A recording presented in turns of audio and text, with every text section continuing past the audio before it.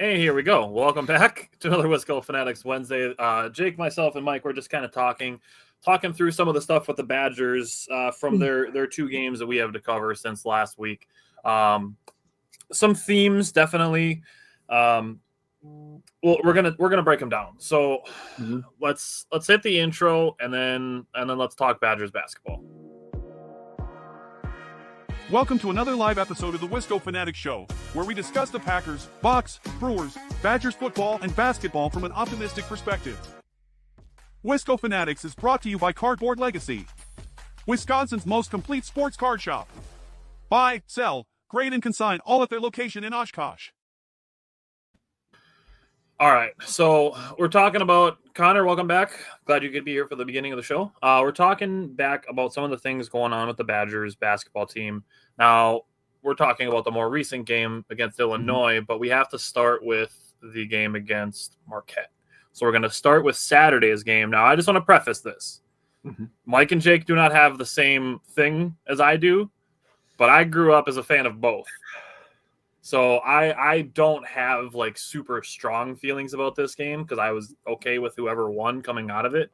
But what I want to say before we get to that point is people freaking out and using phrases like shitting the bed and piss poor performance. Like, just fucking stop.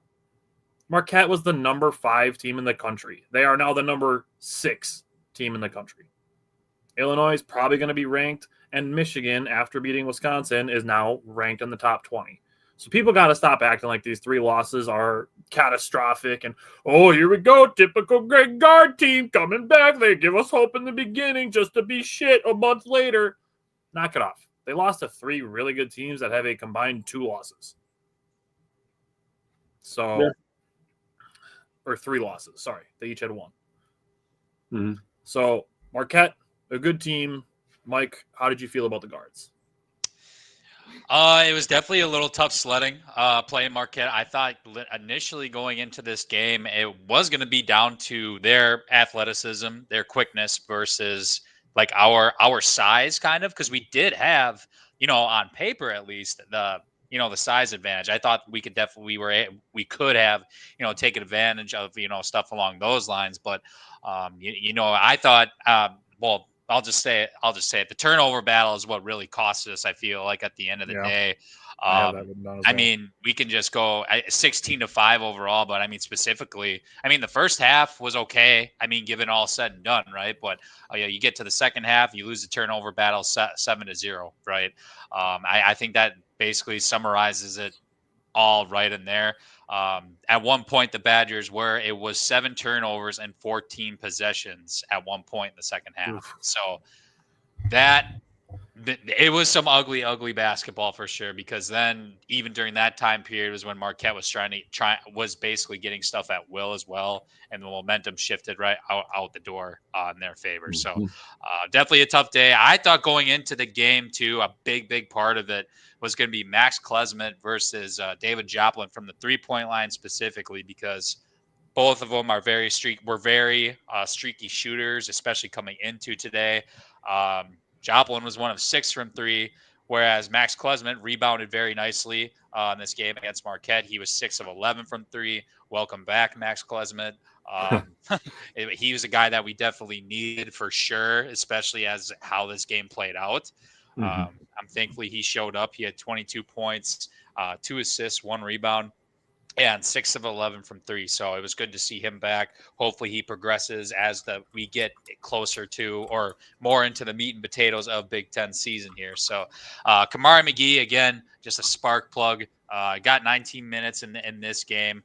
7 points, two steals. So he was he's always going to be an impact once he gets into the game, and to a positive extent for the most part. So then Jack Janicki didn't do too much. He had 8 minutes and 1 rebound. But I guess the one thing I really also wanted to call out too, the Badgers actually ended up getting outscored in the paint 44-28.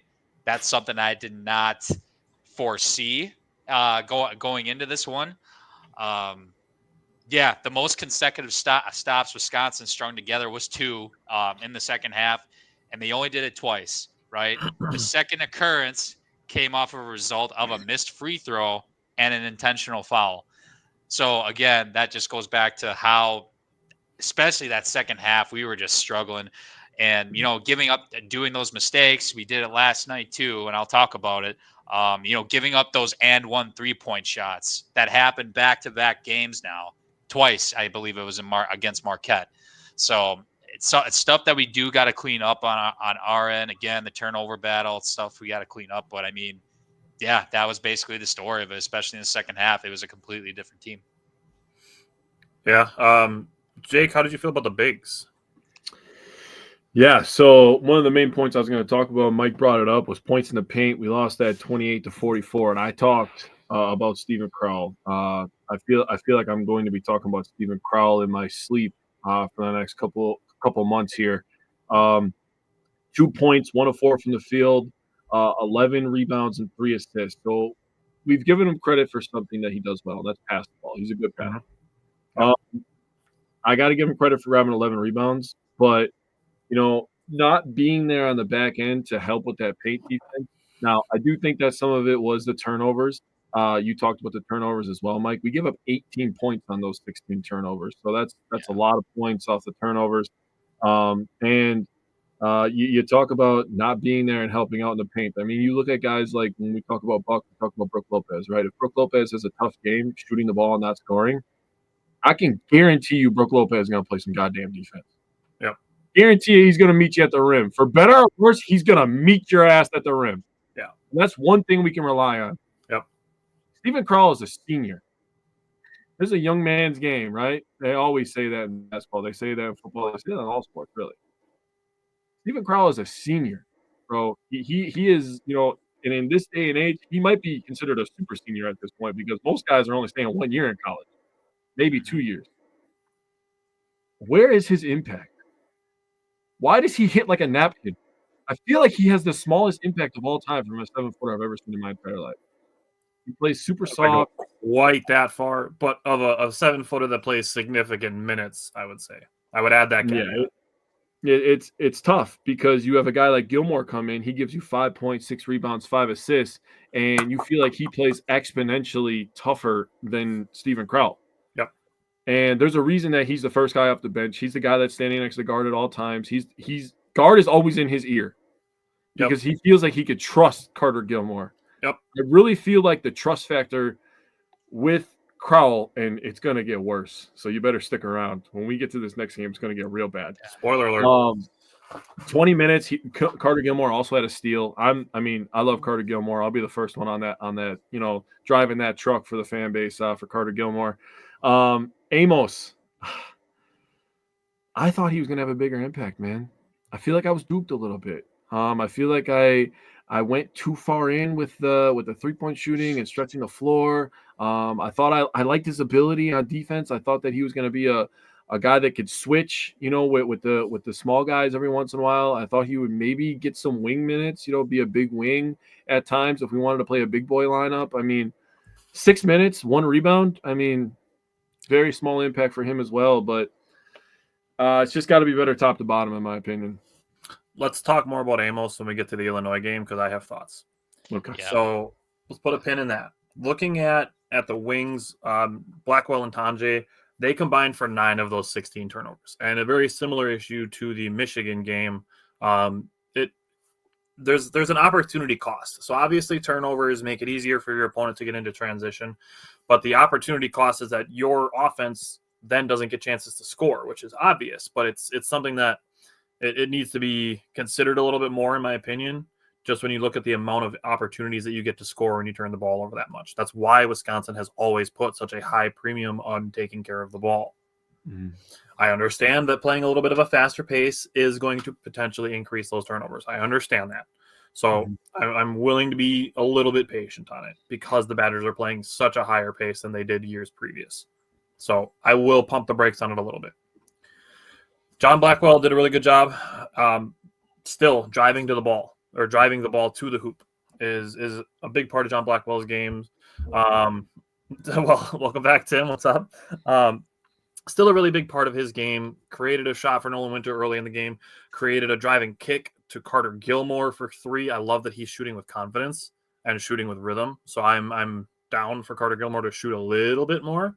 Not a lot. Like, I'm not ready to say like he needs to shoot 4 or 5 threes a game, but in rhythm, I'm good. Yeah, 2. Yeah. If he makes 1, great. If he's shooting 50%, I'm in. Love it. Early in the second half, 2 scores in the paint really early. Then had 2 turnovers. One just basically dribbling off his foot, and then another one just a bad pass. During some big momentum runs for Marquette, that kind of spiraled. And I said this to somebody on Facebook.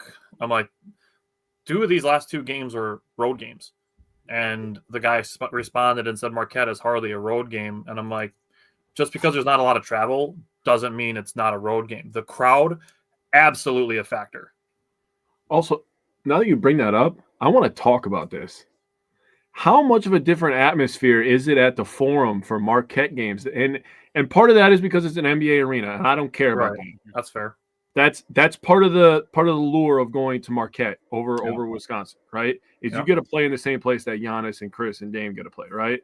Fair. You get to play where a potential championship roster is. That's a big get for Marquette. Also, having Shaka Smart, love Shaka Smart. Hate that he's Marquette's coach as a Badgers fan personally, but I love Shaka Smart. He is an awesome personality. He's a really good coach. Yep. They had that place fucking bumping, dude. That place was bumping on Saturday. I'm sorry, but we've talked about this with football. All the 70, 80, 60, 55-year-old men and women at the Badgers games, they got to move to the back. I'm sorry. We got to get these young kids up front. Yep. We got to get this thing loud. We got to get this thing crazy. I mean, with that fan base too, Wisconsin got the last 3 on Marquette, right? So I think they were just basically just dying to just like beat us. Especially because Shaka hasn't beat Greg Gard yet hasn't gotten a win versus Wisconsin going into today. So I think they were really, really just hungry for this one for sure. But no, you're right, Jake. I'll be the first to admit it. That atmosphere was electric, to say the least. Electric. It was so electric. There wasn't a lot of travel. Equivalent to an NCAA tournament game, like an Elite 8 or a Sweet 16, Final 4, whatever you want to call it. It was equivalent to something like that. Yeah. So while it wasn't a lot of travel, but still a true road game. Mm-hmm. I will say John Blackwell's forcing the issue to the paint was really the only thing that was keeping Wisconsin close in the second half. He hit a 3. He cut the lead to 10 3 separate times by himself. Just didn't get enough shots. Those turnovers are big. John Tonje, he didn't have many looks in the first 6.5 minutes of the game, but stayed patient, didn't force anything. I want to give him credit for that because as a basketball player, when you are not getting looks, it's really hard to stay mentally sharp and not jack up a bad shot. Yeah. That is absolutely a basketball IQ thing to just be like, I'm not getting a shot, but I'm not going to force a shot just for the sake of shooting. Mm-hmm. So I want to give him credit for that. First thing he does when he gets the ball for a good look is he hits a 3. And then him also, another guy forcing the issue to get to the paint. He had 12 points in the first half, but 2.5 minutes into the second half, picked up his 3rd foul, had to sit for almost 6 minutes. Mm-hmm. So this was his lowest output since the Badgers' 2nd game of the season. Now, on the game as a whole, Max Klesman had a get-right game. Carter Gilmore had probably one of the better games of his career. The first half was very competitive with Max Klesman starting out hot. I will say the credit goes to Marquette for how intensely they pressure the ball and how intensely their arms are in passing lanes. For something to be taking advantage of that, what I want to see, and I've brought this up before, is quicker ball movement. The ball has to move quicker against a team like Marquette. That's how you have to attack it. You can't sit back and try to find the one open spot. That's how they will earn themselves rest, by playing hard defensively, and then the guys in the back can kind of just chill out. You have to move the ball quick. You have to make them run back and forth if you want to tire out a defense like that. So the ball has to move quicker. Another difference between Marquette and Wisconsin, active hands on defense. Everywhere the Badgers are trying to pass the ball, there's hands all over the place. The Badgers, a lot of hands at the sides. Now, I understand you're trying to play strong on-ball defense, not get fouls, stuff like that. But those active hands, that creates deflections. That creates havoc. It creates turnovers. So that's another difference. But the other thing with and I know, Jake, you said this during the game at one point, when Marquette goes into a zone, the Badgers have to have their spacing better. And I don't know if this just comes down to getting more experience against it, or if Greg Gard needs to coach it in practice more often. But playing high school basketball, you should know how to attack most common zones. A 3-2 and a 2-3, they're not hard to attack. It's just something that, in my opinion, college basketball players should know how to do.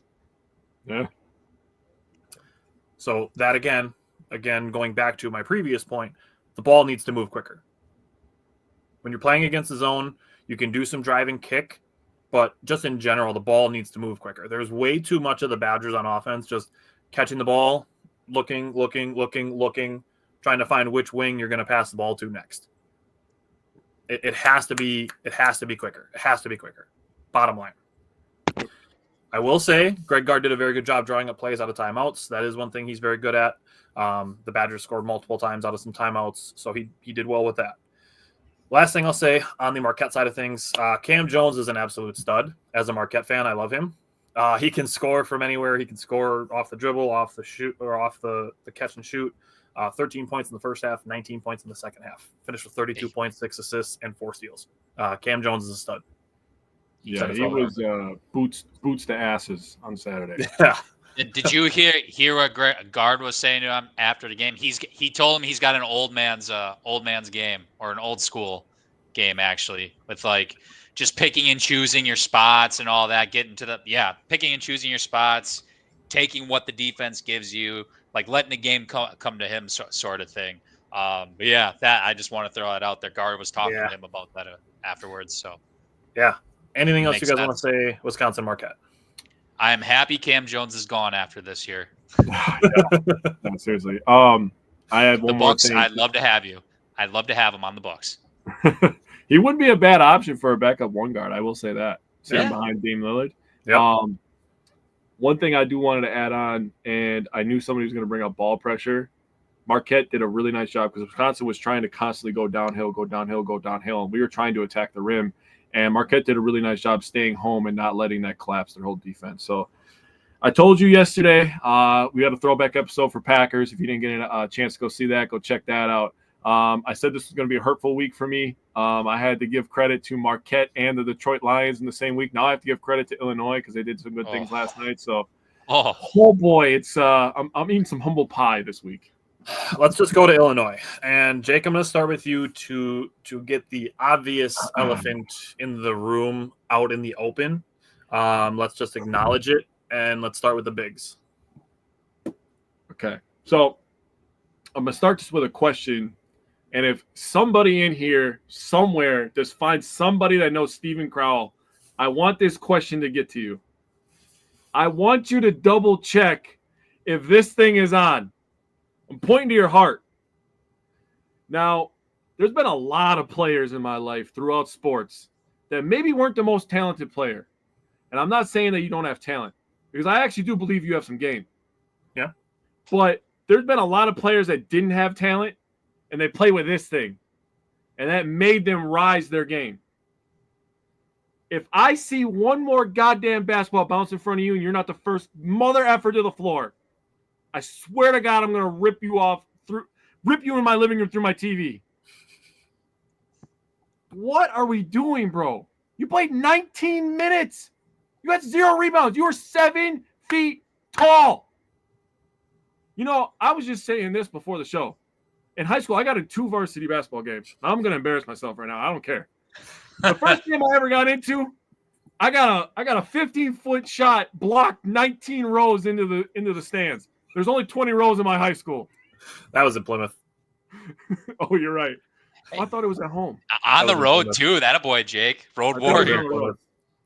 Then I got into a game at home. This was the home game. I got tripped into a rebound. I fell over another human being into a rebound. That's how I got a rebound that game. And you couldn't get one at 7 feet tall in 19 minutes of game time. Now, I don't want to hear nothing about physicality because you showed very little last night, in my opinion. With looking at the rebounding disparity, now Illinois is coming off a loss to Northwestern. Yep. And their coach, Brad Underwood, I believe is his name, right? Yep. I say his name right? He challenged them in the rebounding department. And they won 40-29. And they grabbed 15 offensive rebounds. We have 2 7-footers on the floor at times. Absolutely inexcusable to give up 15 offensive rebounds in a college basketball game. Now, to our credit, we did get 11 ourselves. But again, we play the game with 2 7-footers, and one of the 7-footers didn't get a single one of those rebounds. One of the 7-footers looked a lot hungrier than the other 7-footer, in my opinion, on both ends of the floor. I'm going to talk about Winter in a second. Right now, I'm still talking to Stephen Crowell. Crowell, man, you're a senior. And, you know, they say this is a young man's game and you're not old. But in college basketball terms, you're pretty old at this point. You're a lot of kids are staying 1, maybe 2 years. Very rare for people to stay 3 years and make the league. You're in your 4th year. It's time to you know, and it seems like you haven't improved at all in your game. Like you came in skilled, you came in with a 3-point shot, you came in with good footwork, you came in with size. And it doesn't seem like you use any of that stuff to your advantage. Now we talk about Nolan Winter. This is a kid that came in with talent and is adding to the bag. Yeah. This is a kid that's putting the work in. You could tell he's physically stronger. Yep. You could tell he wants it a little bit more. He led the way with scoring, 15 points. He had 7 rebounds and assists, 5 of 11 from the floor, and 2 of 7 from 3. I mean, he was hooking them up there, but that's what I want to see. Yep. A young guy like that with talent, I want him to get more touches, especially if our other 7-footer, who's supposed to be showing him the ropes. What's going on, bro? And won't face the basket.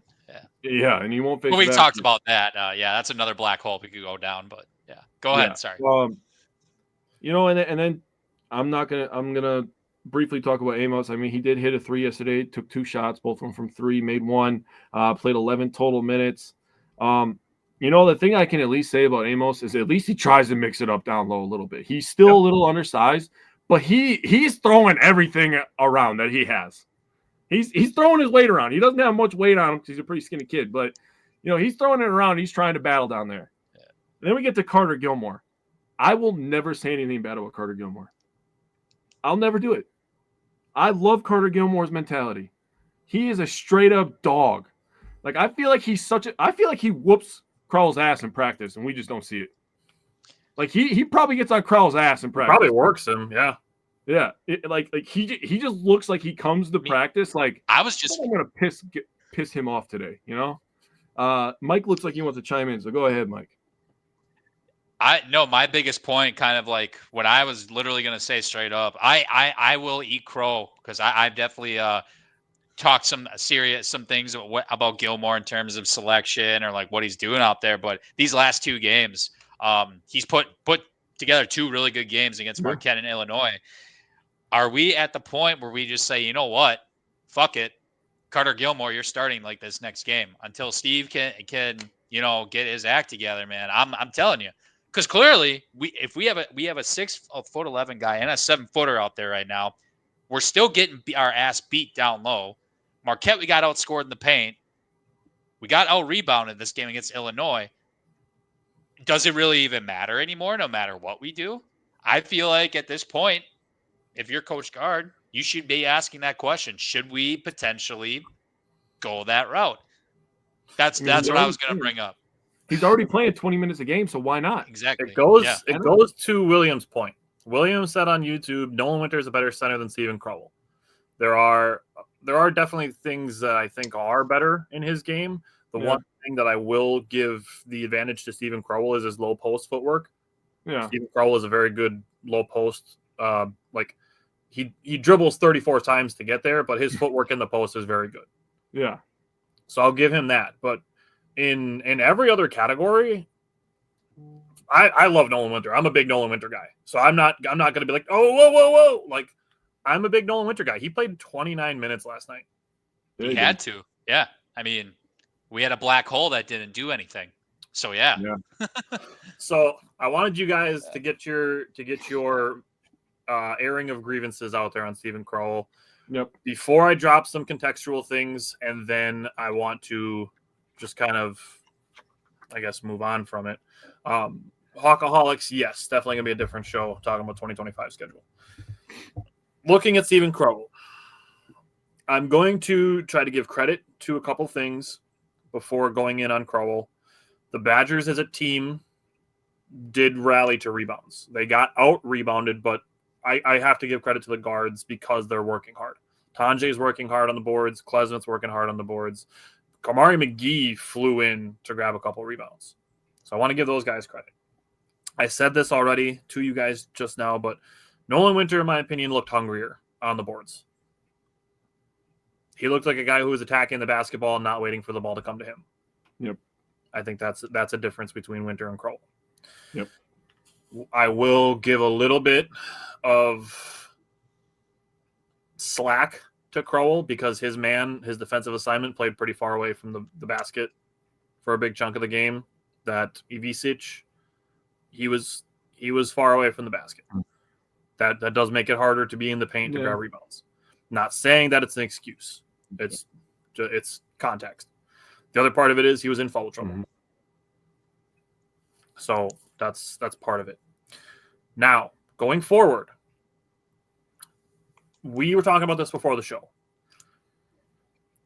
There is not any aspect of last night's game where I felt that Stephen Crowell was being aggressive.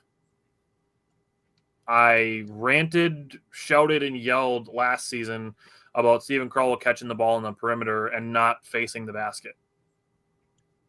About catching the ball and just kind of holding it in his lap. Mm-hmm. Like, do something.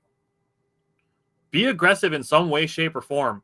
I don't even give a shit if it's just making fake passes. Like, do something instead of waiting for somebody to come take the ball from you. Because at that point, I'd rather just have you standing on the block instead of being at the top just to rotate the ball. Guards can do that with the dribble. They don't need you there for that. And if we're talking about energy and effort, a guy that I would like to see on the floor more is Xavier Amos.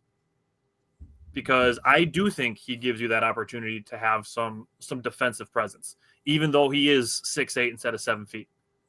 I would rather have Nolan Winter playing center and Xavier Amos, or to your point, potentially Carter Gilmore in the game.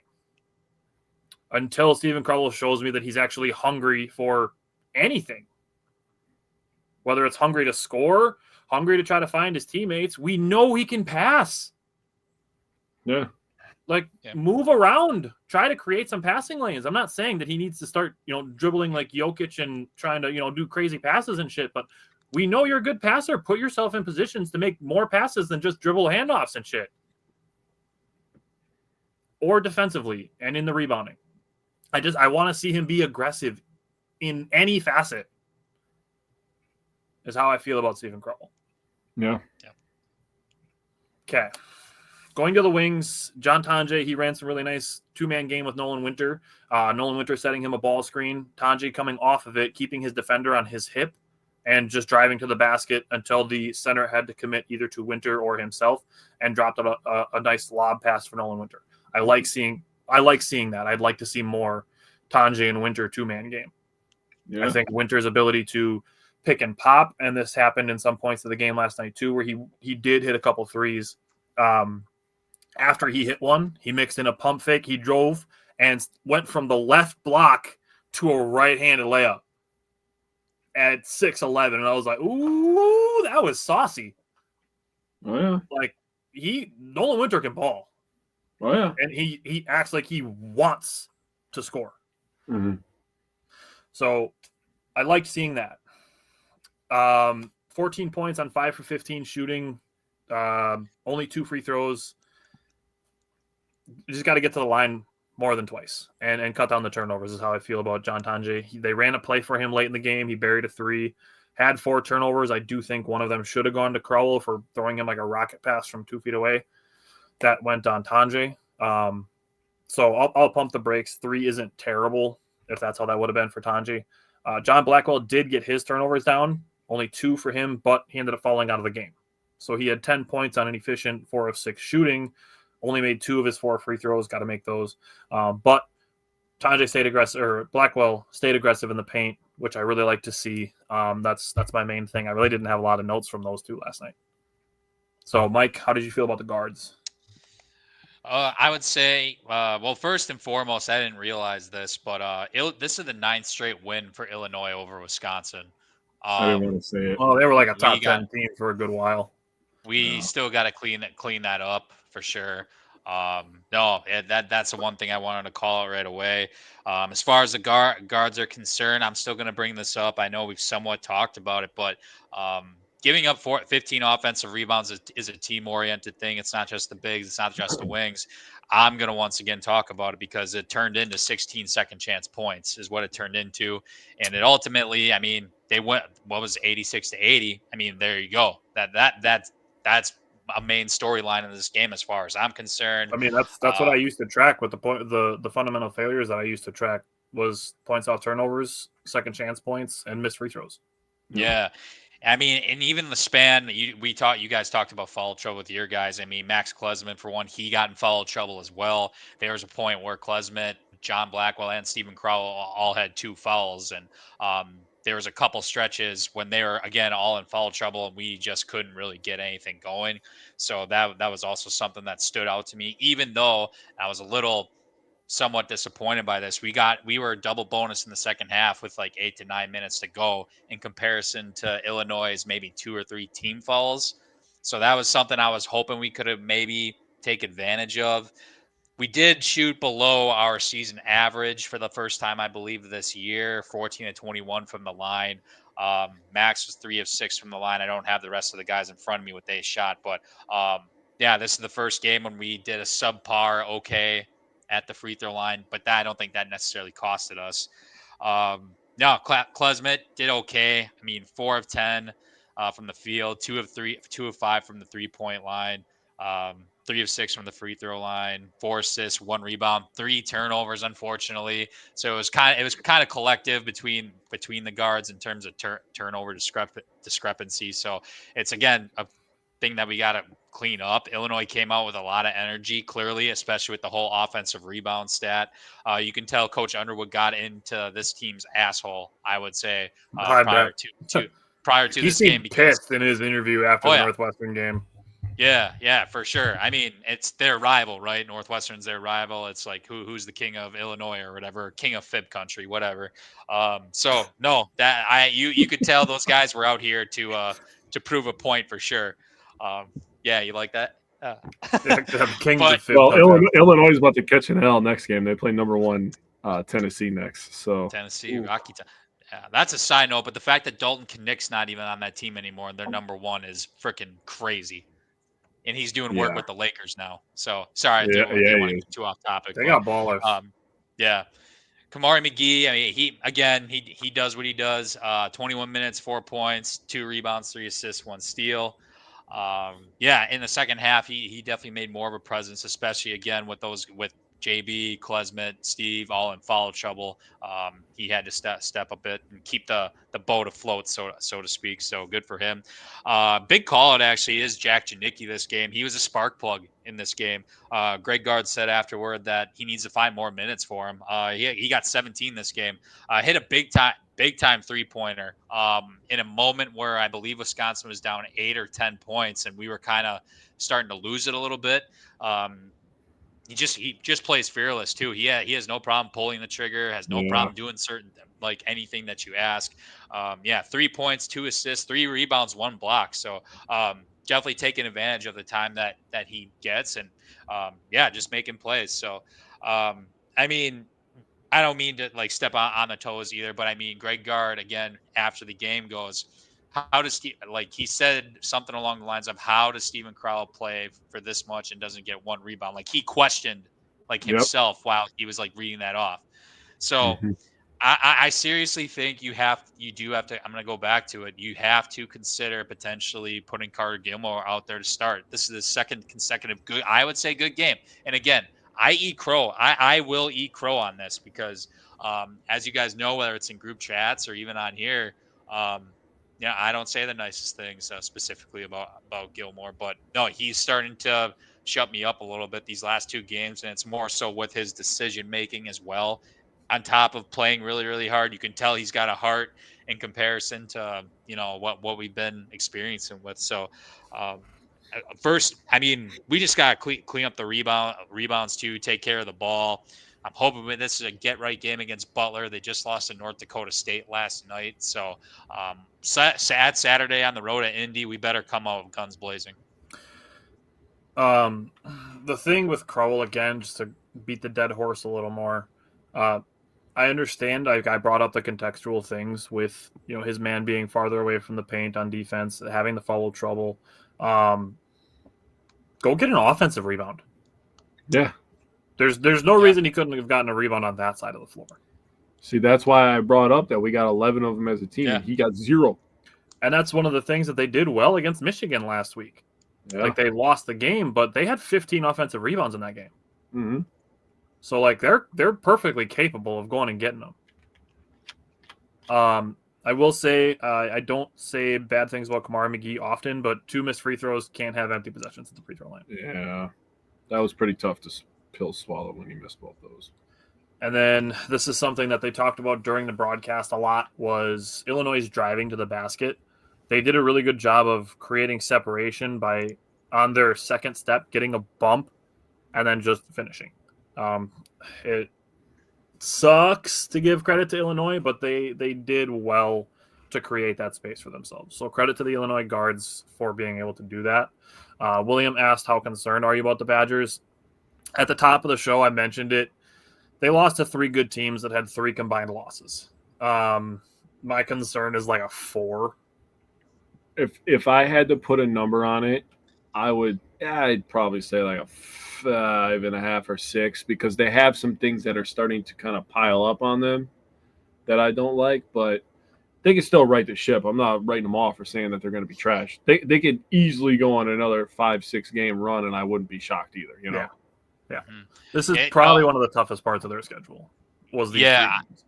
I would say I'm at about a 5.5, maybe 6. I mean, we're going to learn. I think we're going to learn more these next couple games against Butler and Detroit Mercy. And then we get Iowa, I want to say, coming back after like Christmas break. So we're going to get, so we got a couple games to get right. I hope I want to eat some more crow. I want Carter Gilmore to keep playing well. I want Stephen Crowell to shut our asses up too. Absolutely. And put something together. And this is a good opportunity for that. Yep. This is a Butler team that we're playing that's doesn't have Gordon Hayward or Matty Howard on their team or anything like that. This is going to be an opportunity to go on the road, get a big road win, and then come back home and play Detroit and just get ready for Iowa, because Iowa is definitely no fluke. Yeah. And I'm not just saying that because the Hawkeye group's on here. Because the Hawkaholics were commenting. Or the Hawkaholics are on here. So the only game that we'll have between now and next Wednesday is the Butler game. The following week we'll have those other 2. But looking at it, we have 1 game next week. Just get a win, get back in the win column. Connor, take care. Just get back in the win column. Just get back to being able to exhale a little bit, but go play aggressive. You have a lot of time off after this one. Yeah, agreed. Yeah. All righty. Mike, anything else you want to say before you go and we switch to the Bucks? No, that should do it. Shout out to one of my followers from back home, actually, Brandon Blotz. He's getting married on Friday, and I am actually officiating it, believe it or not. Oh, so, Minister Mike. All right. Yeah, Pastor Yodes. I've been saying Pastor Yodes, but I'm also giving a toast speech later on. Delivering the eulogy, huh?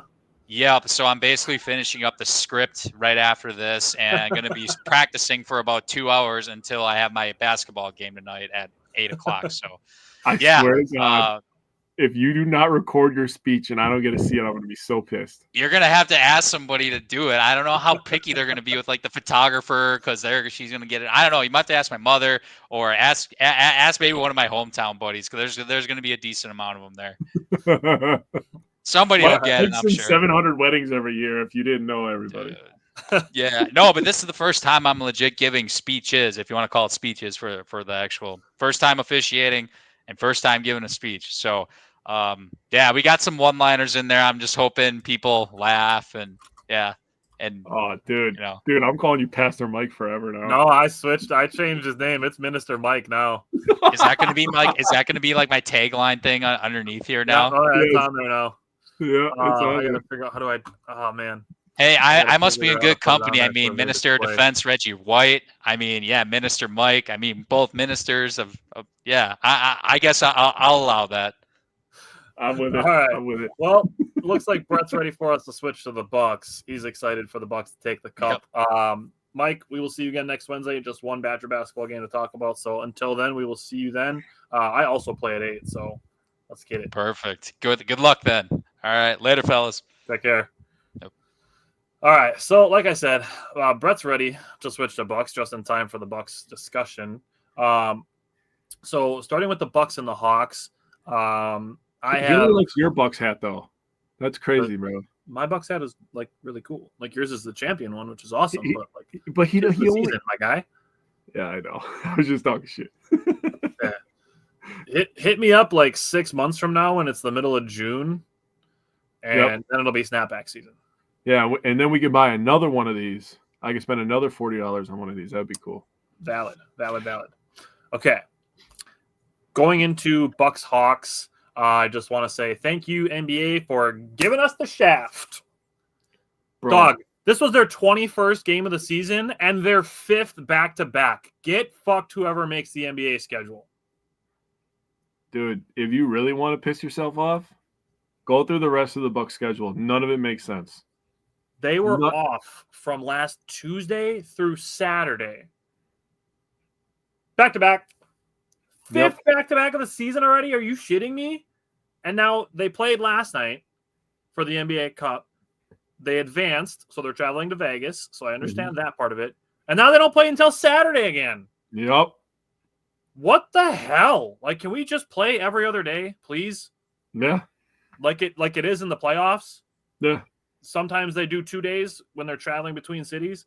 So like every 2 to 3 days they should play. There shouldn't be this back-to-backs. It's fucking dumb. I agree. Just get rid of them.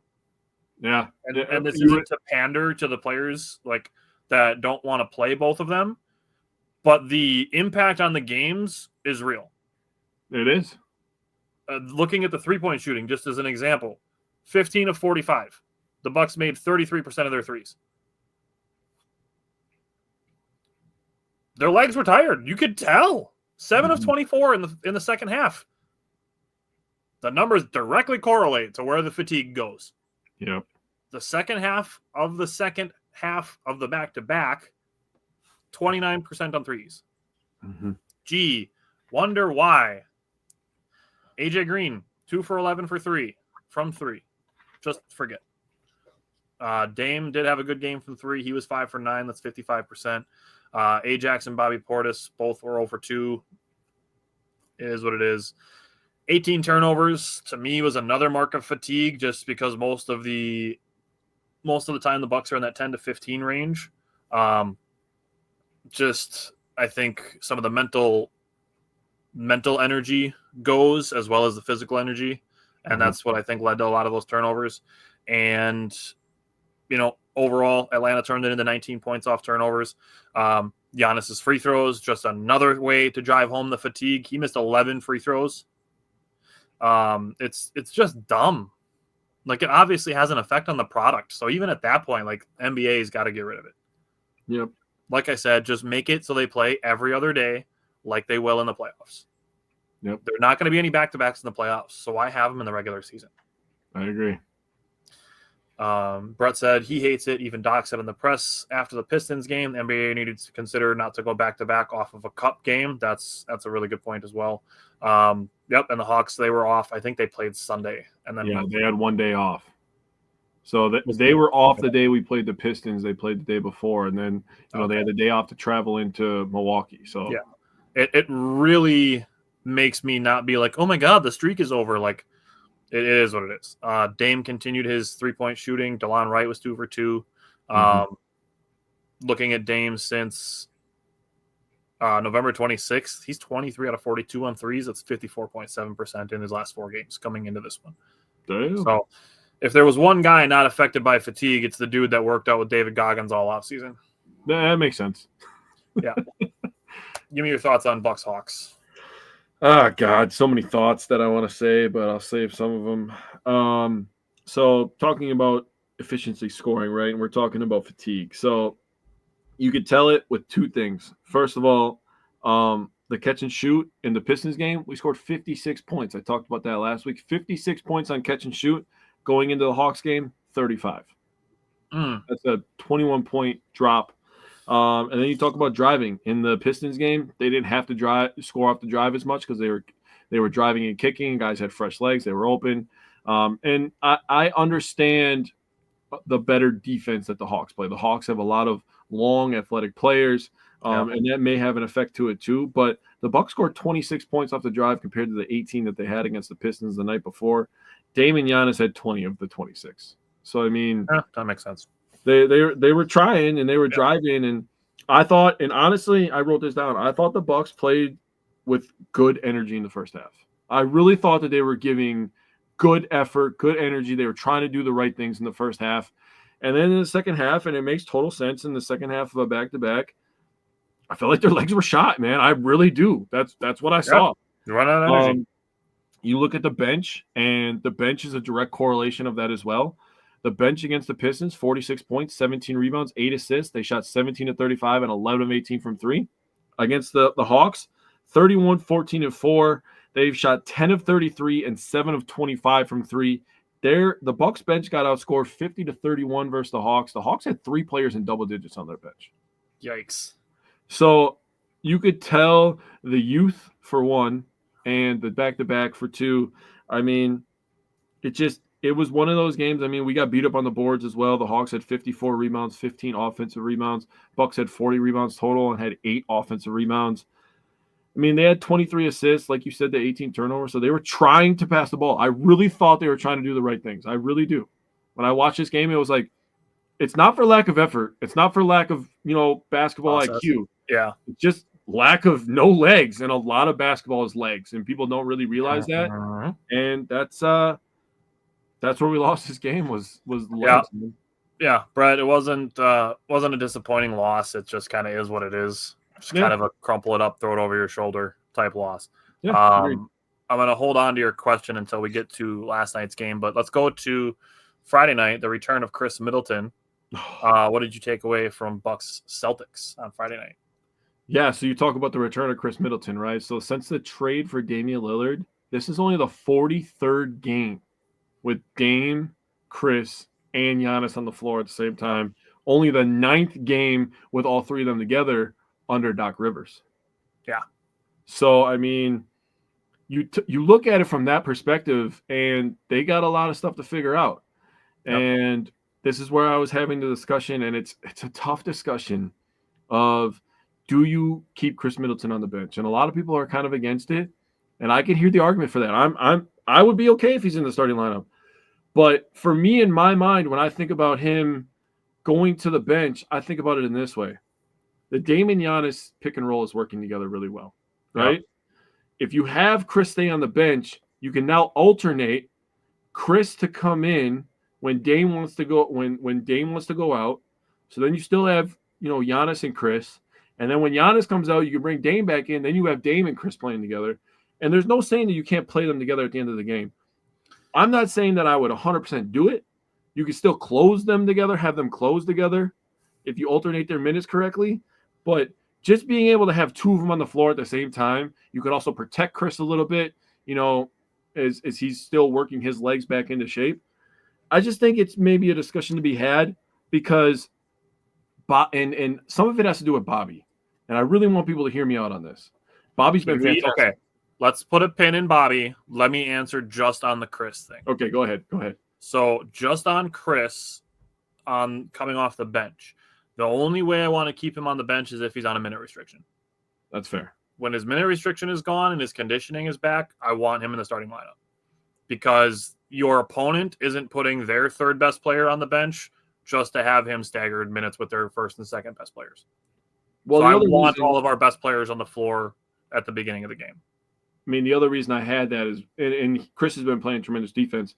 the other reason I had that is because he's the guy that holds everybody accountable, and he's the guy that can hold Bobby Portis accountable for a lot of it. If you can't tell, Khris has been upping his game the last 2 games, and Bobby has also been raising the bar the last couple of games because Khris is he directs traffic. I don't think people realize that. He's a playmaker. I mean, even on defense too. I mean, he was calling out plays. I mean, I'm getting a little ahead of myself, but there was a game. I'll talk about it when we get there. He was calling out the out of bounds play. Mm-hmm. He was like, "This guy's gonna go here. This guy's gonna go here, and he's gonna come over here." And I was just like, "Holy fuck!" He called the entire play. His basketball IQ is not given any credit. No, it's not. Much less given enough credit. It's not given any credit. William, I say no. I say no. I'm still on the fence. I'm like blowing back and forth in the wind, but I'm still on the fence, William. Okay, so we'll wrap up. We'll talk about the Celtics game, then we'll get to the next game. So in this Bucks game, both Giannis and Dame, they scored over 30 again, 30 and 31. They both had an effective field goal percentage over 50. Dame had a 56% effective field goal percentage, and Giannis had a 52%. They scored 25 of the 27 drive points. The Bucks scored 17 on catch and shoots. Damian Lillard scored 20 of the 36 on pull-ups, but he only shot 42% on those. Giannis shot 25% on pull-ups, and Khris shot 33%. I'm not really going to be too concerned with Khris Middleton's shooting percentage for a while. I just wanted to point that out because he's one of the best 3 players on this team. Yep. And this game, people were like, "Oh, another loss to the Celtics." This game had 11 ties and 14 lead changes. Yeah. I'm really annoyed that all of our games against the Celtics are this early in the season. When I saw the schedule, I was like, "What the hell are we doing here?" We should have one in November, one in January, and one in April. I 100% agree with that. I mean, it is what it is. But just know that by the end of the season, with Khris Middleton and Dame and Giannis, and they all are cohesive together, games that are like this with lead changes and ties, they're going to be flipped to Milwaukee's favor, in my opinion. Yep, and I'm looking forward to getting back to like the 2022-2023 playoffs where their series against the Heat was all played in the half court. Having Dame, Middleton, and Giannis all healthy in a series like that. Especially with Giannis's mid-range and his footwork in the post, people do not appreciate enough, in my opinion. They don't appreciate it enough. He has that spin move. He has the little jump hook. Now he has the mid-range. The Bucks in half court are becoming and that was a problem for them when they had Holiday. Very tough to guard right now. Yes, I am supremely confident in their ability to score in those situations. Agreed. Go ahead with your points. So, going with Khris Middleton, I'm going to agree with you on his shooting. He started off 2 for 4, was over 6 in the second half. Conditioning is real. We just talked about it for the entire Hawks segment. Yep. He's still a good playmaker. His shooting is going to come. I have absolutely zero doubt. His entire body of work speaks to that. Mm-hmm. Bobby Portis, William, if you had asked me after the Celtics game if I think the Bucks should trade Bobby Portis, I would just say yes. It was a really, really rough game for Bobby Portis. He was consistently blown by on defense. His shot selection was still questionable. He was forcing shots. I will say he's definitely our second best rebounder, but we need Bobby Portis scoring efficiently. Because if he's not, he's unplayable. That's fair. Being a good rebounder is not enough of a redeeming quality to be bad on defense and inefficient on offense. That's fair. Rebounding is not enough reason to have him in the game at that point. Mm-hmm. I'm going to change my tune very, very soon in a very big way. So we'll come back to that. But the 3-point shooting, 11 for 29, that's just shy of 38%. It's a decent percentage. Honestly, when you're playing the Celtics, probably should take 5 to 8 more threes because they're going to shoot damn near 50 threes. Yeah, that's very true. So that to me is just kind of a matchup dependent thing. When you're playing the Celtics, you got to shoot more threes. You got to give your chance to increase your scoring output just that little bit. Dame was 4 for 12. He had one late that should have been a foul in my opinion, but the last 5 minutes of the game, the refs just stopped calling fouls on the Celtics. So that is what it is. Bobby was 0 for 4. Brook Lopez was only 1 for 2. I'd like to see Brook Lopez shooting like 4 threes a game, not 2. I agree. Turnovers, Bucks only had 9. That's very good. Only allowed 9 points off turnovers. That's also very good. Just looking at the first half, Damian Lillard was absolutely carrying the Bucks from the three-point line and driving. Him getting an and one before the end of the first half gave him 20 points for the game at that point. Mm-hmm. The closing minutes, like I said, the refs kind of stopped calling fouls. Welcome back, Justin.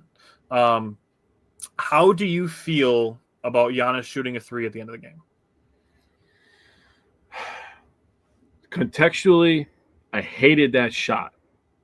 If it's in rhythm, it's a totally different conversation, but this one felt forced. I'm with that. Giannis talked about it after the game. He said he's confident in it, and he's going to shoot him once in a while, which is fine. Yeah. Looking at the play and looking how, in my opinion, soft the coverage was. You take one step in, you make that a mid-range, that shot goes from 30% to 50%. And it's if you were down one 2, less point. And that's the thing. If you're down 2 points, I'm more okay with it, as dumb as it sounds. You're down 1 point. A 2-pointer gives you the lead. Yeah. That's why I feel a little bit more strongly about taking a step in. I agree. That's just how I felt about the end of the game. Now that's the thing with the effective field goal percentage is it kind of weighs 3-point shots, right? Mm-hmm. But in the effectiveness of being down 1, going up that 20%, that's a more effective shot when you look at it analytically like that. So when you take it from that angle, I can't disagree with you, man, honestly. Yeah. And I'm not saying that Giannis is dumb for shooting the shot or that I have no faith in him to make shots. Like, he's made big shots. He's made big 3-point shots. It's just in that specific situation, in that specific game, I would have liked to see him take one more step in and make it a mid-range. Yeah, I'm not against that. Okay. Let's go to Sunday's game against the Nets. What stood out to you on Sunday? If I don't start this conversation with how you phrase that question and I don't start by saying Bobby fucking Portis, holy shit, dude. He went nuclear, dude. Freaking 9 of 10 from the field, 5 of 5 from behind the arc. He was insane. So, want to point a couple things out here. This was the 14th 30-point game for Giannis this year. That leads the NBA. What were we at this point? We turned 11 and 11, right? We turned 12 and 11. 12 and 11. Yeah, you're right. 12 and 11. So we were what, 23 games into the season, and 14 of those games he had fucking 30 points. Oh my god. That's not right, dude. That's not normal. And then I wanted to add this in there because I was thinking about this, man, and I was seeing a bunch of posts, seeing a bunch of videos on NBA viewership being down, everybody talking about how people take 100 threes, and I was so excited when you said the Celtics are going to shoot 50 threes, and I was like, that is true. Everybody shoots lots of threes, right? Mm-hmm. Why don't people appreciate Giannis more? He's running dunk man. He's got an old school game. He's got an old school game. He's got a mid-range now. He's got a post game. He scores from the pick and roll. He goes to the rim. He plays tough. Dude, he's as paint efficient as Prime Shaq. Dude, yeah. That's insane to think about, honestly. And he's got like the transition game, maybe not quite as dunk heavy as LeBron James. He still finishes like LeBron, though. He does more layups than dunks. If you had to rank players, like the scariest players in the fast break, Giannis, LeBron, Russell Westbrook. I mean, the one healthy year of Derrick Rose is probably on there. I mean, you're talking Vince Carter. That's probably your top 5 in the fast break. Michael Jordan, maybe. Jordan. If you take out Derrick Rose and you put Jordan in there, I mean, that's probably your top 5. But Giannis in the fast break is definitely one of the top 5 scariest players in NBA history. Easily. It's LeBron and Giannis are probably 1 and 2. Yeah, 100%. Young LeBron was insane. Prime Giannis is insane. Young Dwayne Wade, definitely. Young Wade was fucking filthy. Yeah, man, that'd be a tough list to make, dude. That'd be a fun one. Fuck it. I need to post it. No, I'll write it down. Yeah, dude, we need to make that, dude. That could be a nice little TikTok post there. So things that stuck out to me. This was the first win for the Bucks. They've had 3 games this year where they allowed over 50% from the field. They had a streak of 15 straight games holding teams under 50% from the field that was broken by Brooklyn. First win in that scenario. They were 0 for 2 in that. So I wanted to point that out. Nice job by the Bucks. They shot efficiently themselves. Shot 57% from the field, 48% from around the arc. Sorry for stealing. Speaking of going nuclear, Dennis Schroeder, chill out, bro. Yeah, dude. What he has gone crazy against us in 2 games this year. He sees the Bucks and he's just like, I am Allen Iverson. Yeah, right? No shit. I'm like, what? Left-handed. He's the left-handed answer. Yeah, right. What the hell? Give credit to the Bucks bench. 60 points, 8 rebounds, 7 assists, 20 of 30 from the field, 11 of 17 from 3. That's not right, dude. That's crazy. And I've been writing down the effective field goal percentages for the last couple weeks here. And this is the craziest thing. AJ Green had 150% effective field goal percentage. Bobby Portis in 10 shots had 115% effective field goal percentage. Damn. He hit some clutch ones. That's probably part of it. That might be the best offensive performance, effective field goal percentage-wise, in Bobby Portis' career. Honest to God. It probably is. He, just in like the last 5 minutes of the game, Bobby came alive. He got a steal. He hit 2 threes. He forced a turnover. He hit a 3 again. That gave the Bucks the lead. He blocked a Dennis Schroeder shot that led to Giannis getting a dunk. Yeah. Like that, he did a really good job. And you talk about Khris Middleton coming back. He hit 2 really clutch threes in this game as well. Yes. Dame and Khris combined were 5 of 15. This was like the most or like the fewest field goals that Dame has had since like 2021. He only took 7 shots. But Dame and Khris combined were 5 of 15, which is obviously not ideal. It's obviously not the norm. No. And it's not a number that's going to be consistent over the long term. Yeah. However, the 2 of them combined were 13 of 15 from the free throw line and had 17 assists to 7 turnovers, which were all by Damian Lillard. Yeah. They stay locked in offensively when they're not shooting well. Mm-hmm. That is something that is very good. They are both playmakers, and you said this in the Celtics game. Khris Middleton was working his ass off on defense.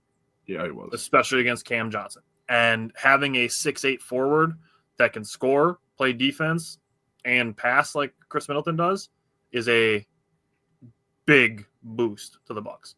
Oh, yeah. When we get into January, February, March, we will be seeing graphics of the Bucks record since Khris Middleton returned. That will absolutely be a thing. It'll be before Khris Middleton and after Khris Middleton. So keep an eye on that. The other thing, looking at the team as a whole, their team defense is still a work in progress, but I will say it is progressing 100% in the right direction. Oh yeah, it is. I grow very tired of the blanket fire Doc comments every time the Bucks lose a game or something doesn't go ideal, because in my mind it's just a cop-out thing of people having to actually learn basketball. I'm not saying that Doc Rivers should be coach of the year or anything like that, but if you look at the first 10 games of the Bucks season when they were 2-8, and you look at the season from that point to now, there's a night and day difference to the way this team is playing defense. Night and day. Mm-hmm.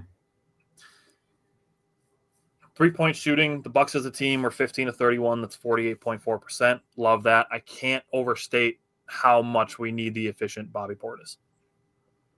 For him to be 5 for 5 on threes was huge. Gary Trent Jr. was 3 for 7. Ajax was 2 for 3. AJ Green bounced back. He was 2 for 2. I mean, 16 turnovers is a little high. 15 points off turnovers for the Nets isn't crazy. Just again, like I mentioned earlier with the Badgers, like just the opportunity cost when you have 16 turnovers, that's 16 possessions where you don't get shots.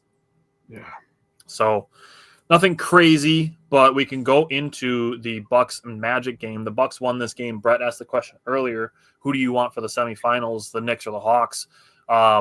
if we're looking at it from a basketball perspective, like I'd rather have the Knicks. I think that would be a better basketball game. I'm not super like bent on revenge of beating the Hawks. It's not like they knocked us out of the playoffs in a controversial game 7 or anything like that. They beat us in a regular season game on the second night of a back-to-back. Like I'm not super bent on a revenge game. Same with the Knicks. Like they beat us when our systems were still new and kind of in shambles a little bit. So like, I'm not like, we need a revenge game. We need a get right game. I would just like to have a better team for the Bucks to be able to beat, to kind of dispel the Bucks can't beat good teams, because the Magic are without Franz Wagner and Paolo Banchero. They're without 2 good players. They're 2 best players. But you want to take a stab at where the Magic are in opponent points per game? They're first. Number 1. Literally number 1 in opponent points per game. They allow 103.2 points per game. That's crazy defense. Without Paolo and Franz. Paolo's not a very good defender, but he's a really good offense player. The Magic are still a good defensive team even without those 2. Yep, 100%. Bottom line. And as for this not beating good teams thing, the Magic are still above the Bucks in the standings. Yep. So I don't want to hear that shit just because they didn't have their 2 best players. I understand that, but that doesn't make the Magic a bad team. So what were your thoughts from last night? Also want to point out, when we lost to the Knicks, that was also a second half of a back-to-back. So valid. Both losses that we lost to the Hawks and Knicks were second half of the back-to-back. I want to face New York just because I hate the city of New York, and I'd like to shove it in their fans' faces. Fair. I don't care about Atlanta. Atlanta's a shit sports city. We did actually beat them in the playoffs. So yeah, we did. So first thing I want to point out, kind of weird, Taurean Prince, kind of getting lost in the shuffle. Keep seeing stuff, graphics about him being the leading three-point shooter in the NBA. Well, he's had, 4 total shots in the last 3 games, and he's been scoreless in all 3 of them. So I'd like them to get him a little bit more involved. Giannis with 37 points. So if you're doing some simple math, that is his 15th 30-point game and his 8th 35-point game. His 8th 35-point game. Oh, that my God. Is insane. That's wild. 8th 35-point game. He absolutely carried the offense for the first 3 quarters. 32 of his 37 points came in the first 3 quarters. Me and you were doing the Packer episode. We were kind of talking on the side while we were also talking about Packers. So we definitely proved my girlfriend wrong that I can multitask. I could talk about the Bucks and the Packers at the same time. Yeah. I don't know how far I tried to carry that bucket of water, but do your thing. I said to you, I was like, Dame's got to take over in the 4th. It's time for Dame to have like a 17-point quarter. He had 15 of his 28 in the 4th quarter.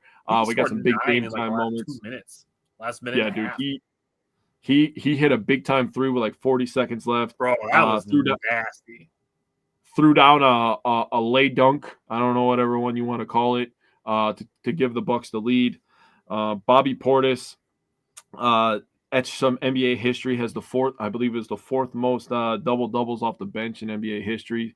Had 22 and 10 last night. The bench shot 14 of 26, so they're over 50% there. 7 of 16 from 3-point range, so almost 50% there. That's some crazy efficiency. And yes, Brett, I was getting to that. Damian Lillard, even when he wasn't scoring, he had some nice playmaking on display. Yeah. He threw a pocket pass off a pick and roll, and I was like, oof, that was filthy. That was just straight filthy. Oh, the flashes are there. Oh. And want to talk about efficiency real quick, and then I'm going to give some credit to one more person. So in terms of driving, Bucks scored 22 points. 18 of those came from Dame and Giannis. Dame led the way with 10. Catch and shoot, we had 31. Bobby Portis has just been a man on a mission, carrying the catch and shoot the last couple of games. And if you haven't noticed, it's kind of went in waves. It was AJ Green for a little bit, then it was Gary Trent. Now it's been Bobby. You know, as long as we have somebody doing it, and Taurean Prince is going to be that guy now. It's going to be okay. Pull-up game, we scored 14 on the pull-up game. Bobby had 6, and he shot 75% on pull-ups. So, I mean, if he's doing that, that's Bobby Portis's game. Yeah. 25 points on paint touches, 20 from Giannis. Got to give credit to somebody. Got to give credit to the Milk Mamba. The mental toughness it took him to have all those shots. And I texted you. I was like, man, when he had that turnaround jumper. So he rushed a three-pointer. Then he had a turnaround J from the block where Jalen Suggs actually like jammed his thumb and came back into the game. And apparently that was the magic touch he needed to fucking score 30 points. I don't know if he was playing well before that, but yes. He was, but he started going nuclear after that. He thought he was back at Gonzaga or something. AJ Green had the best plus minus on the Bucks last night. He started 1 for 6 from 3 and made his last 2 in clutch time. He was plus 13 in the plus minus area. That means that he continued to play good defense. He's getting a little better on team defense. He's getting a little better at the rotations. Yep. But he's still an excellent individual defender. And the mental toughness that he showed and to be clutch, to your credit, we have a lot of players that like to play clutch. Brook Lopez has had some clutch play moments. Obviously, Giannis. It's not called Dame time for no goddamn reason. Khris Middleton can be clutch. AJ Green has shown a clutch gene. We got a team over here. Bobby Portis has had some big time shots in his career. I mean, dude, this Bucks team is a lot closer to the Celtics than people want to give it credit for, in my opinion. So I think they're gonna lock in here, although I hate their March portion of their schedule, but that's a discussion to be had later. Yeah. Brett brought up a good point on Taurean Prince that the illness could potentially be still bothering him. That's very fair. Yeah. And Brett, they're never going to give up on AJ Green. They know he can shoot. And one thing I'll give credit to, this is something you'll hear Matt LaFleur say about Jordan Love a lot, is having a short memory. Yep. Just forgetting shots you missed. That's a Kobe Bryant thing, having a short memory, like doesn't care about the last shot that he missed, does not care. And here's the thing is this is something you can apply to yourself. Missing or making your last shot does not have bearing on the next one. 100%. If you make your last one and your confidence is a little bit better, you're shooting with more confidence. That doesn't mean that your last shot going in is going to make the percentage of your next one going in higher. Mm-hmm. Nor does missing your last one mean that you're more likely to miss the next one. Yeah. So having a short memory, like I said, being 1 for 6 to start and then making his last 2, having that short memory is great. The Bucks were 11 for 30 as a team, 36.7%. That's pretty average. Gary Trent Jr. was 2 for 4. Bobby was 2 for 3. Pretty average 3-point shooting. Turnovers, 16 again, a little high. 7 of them in the first quarter, 9 for the rest of the game. So they cleaned it up after the first quarter. Did turn into 20 points off turnovers. However, I will give the caveat that with more ball movement, more passes, that will increase the chances of turnovers. The Bucks had 27 assists on 42 made field goals. Love to see that. Their average is 24 assists on 41 field goals. So that. You ever heard of the show Everybody Hates Khris? Yeah. My segment in my notes says nobody should hate Khris. I saw people being, kind of like, "Ooh, Khris Middleton, no points. Oh, what's that all about? No points for Khris Middleton? He took 2 shots. Yep. He had 8 assists. He was sharing the ball. Coming in with the second unit, pushing the pace, facilitating. He had like 4 assists to just Giannis himself. There was 2 possessions late in the game. He got 2 steals and 2 assists to Giannis. He finished with 8 assists in 19 minutes. That's crazy. You're talking if he plays like a 35-minute game, you're talking about him having like 14 assists. Yeah. Imagine when that three-pointer starts to fall, dude. Dude, Khris might fuck around and have a triple-double this season at some point. No, he might. He'll have like a 15, 10, and 10 game at some point. Michael Carter-Williams style. Just throw that blast from the past name out there. But 8 assists, 4 rebounds, and 3 steals, only 2 turnovers in 19 minutes is crazy work. I don't give a shit about points. His shot's going to come. I'm not at all worried about it. Not me either. One thing I'll say with the Bucks, have to finish possessions with rebounds. 15 offensive boards is too many for the Magic. 14-second chance points is okay, but 15 offensive rebounds is high. What I will say, to give the counter perspective to my own point there, the Bucks played a lot of zone, which is going to create a lot of chaos on the rebounds. It's going to create a lot of long rebounds when your opponent is shooting more threes. Long shots create long rebounds. And when you're in zone, you're not person-to-person matched up. So that makes it easier for offensive rebounds. The other thing that I will say when it comes to rebounding, the Bucks defensively, this is something that in general Bucks fans have wanted, and it's just kind of the way the NBA is going, is a lot of switching on defense. That is going to create some more rebound opportunities as well when you have AJ Green guarding Goga Batadze. Yeah. Some of those things are going to happen occasionally. That is going to make more opportunity for offensive rebounds. So just those two things, it makes you susceptible to the offensive rebounds a little bit. But the thing we have to end on here is the Dame time. The last 2 minutes of the game, he had 2 free throws, hit a step-back 3 to tie the game, a dunk to take the lead, 2 more free throws. He finished the game with 28 points and 9 assists. And we could probably look at Damian Lillard's stat lines. Like, Giannis is arguably the best player in the NBA, but Damian Lillard is playing at an all-star level. Yes, Brett, the hate on Khris should stay quiet. Still people wanting to trade him. You're not going to get anything in return that's going to give you what Khris Middleton is going to give you when he's healthy. Trading value down just for a player who's going to play 70 games instead of 55, it's not worth it. Yeah. And if you want further evidence of Chris's impact, go look at his stats from the Pacers series last year. Playing on 1 knee and 0 ankles. Yeah. Dropping 40. Bro, he was going fucking insane. The fucking post days. He's like, let's just see how many points I can score. Let's just see. See if I can win the game by myself. His freaking shimmy shot he was like Kobe in that game. I'm serious. People are making that comparison a little bit. I can see it from that game. The mid-post game was crazy. And it's not to say like over everything like he is Kobe, but when you're talking about like play style, I absolutely see it. I can see the play style a bit correlated. Brett made a good point. You can't trade chemistry either. It's been 3 games, and Giannis and Khris are already sharing one brain again. Back to sharing one brain. Yep. Last thing I'm going to say, 17 of the 27 assists came from Dame and Khris, and if you add Bobby Portis, that's 21 of the Bucks' 27 assists. Yeah, Giannis was in scoring mode yesterday. It's not a dig at Giannis. It's more so credit to those 3 guys being distributors. I was pretty pleased with last night's game. Yeah, I was too. That kind of leads to a discussion I wanted to have about matchups, man. And Giannis had a matchup where he thought he could score, and he was doing that. So people got to really start looking at basketball, and you talk about it in baseball with zooming out, right? Yeah. Sometimes when you're looking at a basketball game, you got to zoom out and look at the matchups that you're faced with. Giannis had some barbecue chicken yesterday. He could have had all the barbecue chicken he wanted. We talked about it in the Wizards game for sure.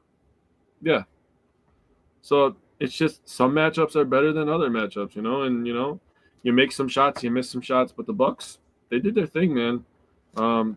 Defense was good, offense was good.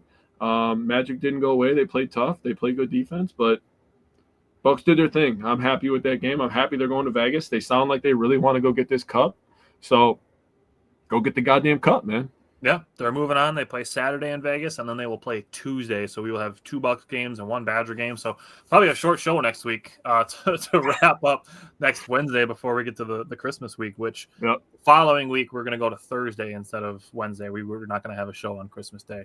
We're going to push that back by a day. But other than that, that's where we're at. The third quarter of the Magic game, 20-13. That's a gritty basketball quarter. Yeah. That's a 90s fun. Holy crap. We haven't heard one of those in a long time, Tyler. Holy hell, dude. Anything else you want to say with the Bucks moving on before we bid adieu? I got one thing to say to the fans. Not every loss is the end of the season, especially December 11th. Just wanted to let you know that we have a lot of basketball games to play before it's the end of the season. Yeah, that goes to the Bucks and the Badgers. Yeah, good point. All righty. Thanks, everybody, for tuning in. Brett, we appreciate the comments. William asked some good questions on the YouTube side. Connor, good to see you as well. Justin, thanks for tuning in. Everybody else, thanks for tuning in. Always be sure to drop comments, questions if you have them. That's why we do the shows live. Other than that, we will be back next Tuesday for our Packers show again, and we will see you guys then. William, go Bucks, go Badgers. We appreciate the love. We appreciate it a lot. This is something that we can hopefully continue to scale and do more of in the future. So we're really hoping to continue to grow and get to a point where we can do this every single day would be the ideal. So we appreciate it and take care. We will see you guys on Tuesday.